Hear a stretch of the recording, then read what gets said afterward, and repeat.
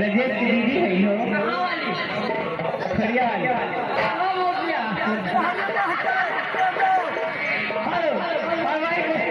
जैसे तुम्हें मुआ मोची आते जैसे तुम्हें मुआ जो जवानी हेलो क्या जवाब दीदी अरे जैसे तुम्हें मुआ राजा तुम्हें मुआ जवानी जैसे तुम्हें मुआ राजा तुम्हें मुआ जवानी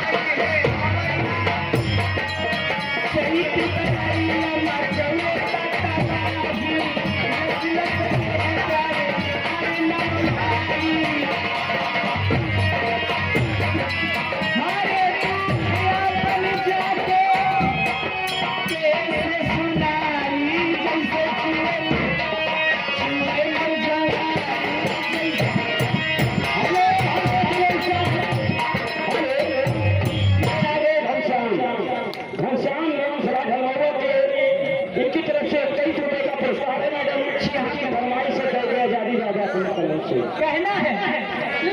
तुझे बहुत समुंदर नहीं हुआ और मीठा तुमने बहुत समुंदर नहीं हुआ अम्बेडकर के बाद इतिहास गवा है अम्बेडकर के बाद इतिहास गवा है फिर बाबा साहब जैसा कोई कहना है कि किसी के पेट से बाप किसी के पेट से बाप पैदा हुआ और किसी के पेट से सांप पैदा हुआ और भीमा माई वो माई थी जिसके पेटों से बाबा का बाप पैदा हुआ ए बनिया हाँ कहना बात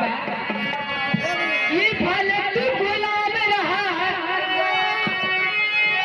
अरे फलक तू गुलाब रहा अरे पीर चलन से दई गए चाँदी भी